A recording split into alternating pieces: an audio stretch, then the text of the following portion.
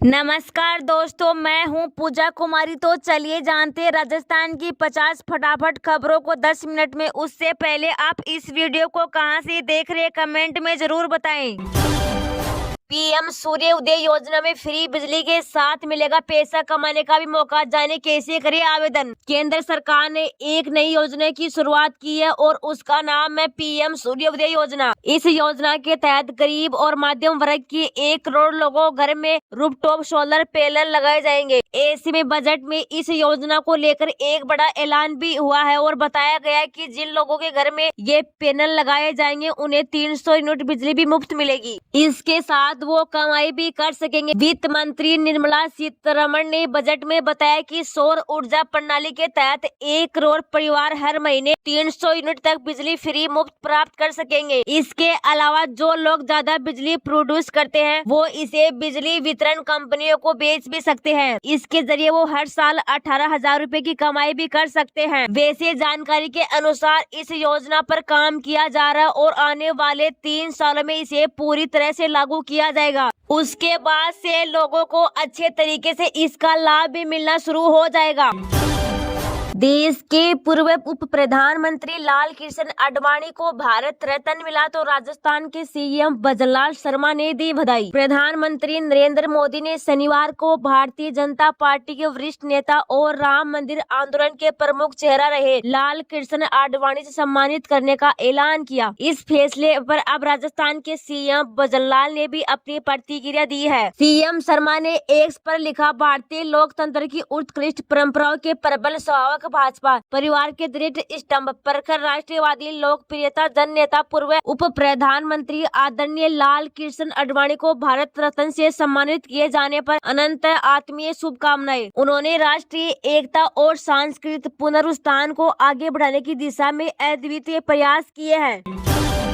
सभी किसानों के लिए आई बड़ी खुशखबरी। इस दिन जारी होगी पीएम किसान सम्मान निधि की 16वीं किस्त। भारत देश एक कृषि प्राथमिक देश है। किसान हमारी देश का अन्नदाता है, इसलिए हमारे देश में किसानों के हित के लिए अनेक योजनाएं संचालित की जा रही है। उन्हीं योजनाओं में से एक पीएम किसान सम्मान निधि योजना है, जिसके अंतर्गत पात्र किसानों को लाभ दिया जाता है। पीएम किसान सम्मान निधि योजना का लाभ लेने के लिए किसानों को पहले इसका आवेदन करना होता है। इसके बाद सरकार किसानों को पीएम किसान सम्मान निधि योजना के अंतर्गत सालाना 6,000 रूपए प्रदान करती है। पीएम किसान सम्मान निधि योजना के अंतर्गत किसानों को जो सालाना 6,000 रूपए का लाभ दिया जाता है वही 3 किस्तों के रूप में प्रदान किया जाता है। किसानों को मिलने वाले प्रत्येक किस्त 2,000 रूपए की होती है और ऐसे ही 3 किस्त 1 साल में प्रदान की जाती है, जो सीधे किसानों को बैंकिंग सुविधा के माध्यम से पहुंचा दी जाती है, जिसे वह किसान आसानी से प्राप्त कर लेते हैं। पीएम किसान सम्मान निधि योजना के अंतर्गत अब तक किसानों को 15 किस्तें मिल चुकी है। ई-केवाईसी कराने के लिए सबसे पहले आपको पीएम किसान की आधिकारिक वेबसाइट पर जाना होगा। इसके बाद होम पेज पर ई-केवाईसी वाला विकल्प दिखाई देगा, जिस पर आप क्लिक करें। इसके पश्चात आधार कार्ड नंबर कैप्चा कोड को दर्ज करें और सर्च वाले विकल्प पर क्लिक करें। इसके पश्चात अब आप आधार कार्ड से लिंक मोबाइल नंबर को दर्ज करना है।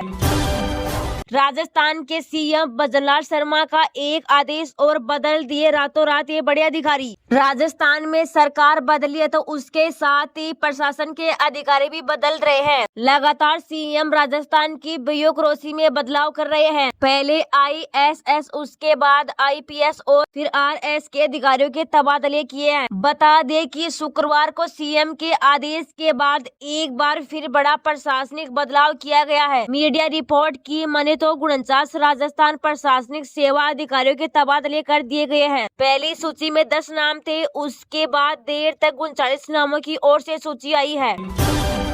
लोकसभा चुनाव से पहले बीजेपी चलाएगी चलो गांव की ओर अभियान, इन गांवों पर फोकस। शहरी इलाकों की पार्टी समझी जाने वाली भाजपा अब ग्रामीण इलाकों में अपना जनाधार मजबूत करेगी। लोकसभा चुनाव से पहले इसे अमल करने जा रही है। बीजेपी ग्रामीण इलाकों पर फोकस करते हुए कल से देश भर चलो गांव की ओर अभियान शुरू कर रही है। वहीं राजस्थान में भी यह अभियान 9 से 11 फरवरी तक चलेगा। इसके तहत राज्य के मुख्यमंत्री भजनलाल शर्मा, विधायक तथा बीजेपी प्रदेश अध्यक्ष सीपी जोशी सहित पूरी बीजेपी गांव में रात्रि विश्राम करेगी। बीजेपी नेता कार्यकर्ताओं गांव-गांव ढाणी-ढाणी पहुंचकर जनता से सीधा संवाद करेंगे।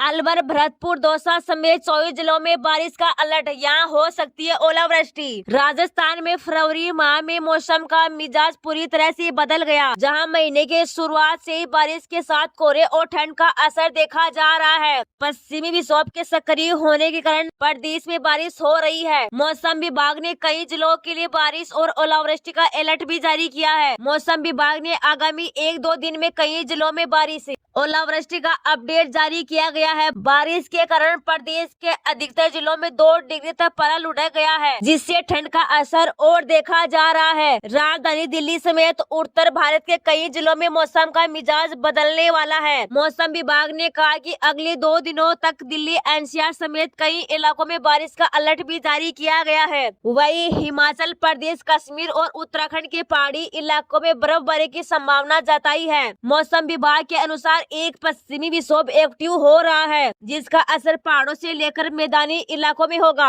पहाड़ों पर बर्फबारी तो पंजाब, हरियाणा, यूपी और दिल्ली में बारिश के साथ ओलावृष्टि की भी संभावना है। मौसम विभाग ने पूर्वानुमान में कहा कि जम्मू एवं कश्मीर में अगले 48 घंटों के दौरान हल्की से मध्यम बर्फबारी या बारिश दर्ज की जा सकती है। घाटी में रात का तापमान 0 से कई डिग्री नीचे रहा।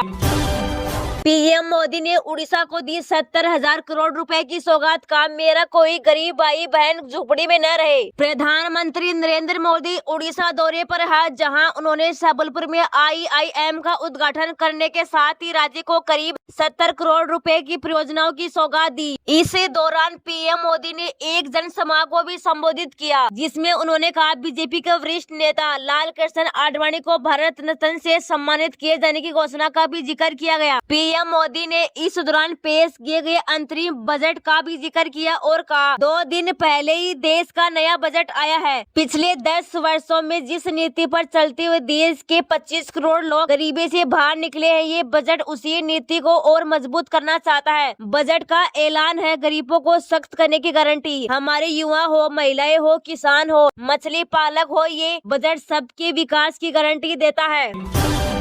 राजस्थान के पूर्व सीएम अशोक गहलोत हुए इस बीमारी से पीड़ित, नहीं मिल सकेंगे लोगों से। राजस्थान के पूर्व मुख्यमंत्री अशोक गहलोत एक बार फिर से बीमार हो गए हैं। जी हां, गहलोत को कोरोना वायरस संक्रमित होने की पुष्टि हुई है। गहलोत ने कहा कि वे पिछले कुछ दिनों से बुखार से पीड़ित थे और शुक्रवार को चिकित्सालय की सलाह पर कराई गई जांच में कोरोना वायरस से संक्रमित होने की पुष्टि हुई है। गहलोत इससे पहले भी कोरोना की चपेट में आ चुके हैं। मीडिया रिपोर्ट की तो गहलोत ने सोशल मीडिया मंच एक्स पर अपनी बीमारी को लेकर पोस्ट किया है। पिछले कुछ दिनों से बुखार होने के कारण डॉक्टर की सलाह पर जांच करवाई, जिसमें कोविड और स्वाइन फ्लू की पुष्टि हुई है।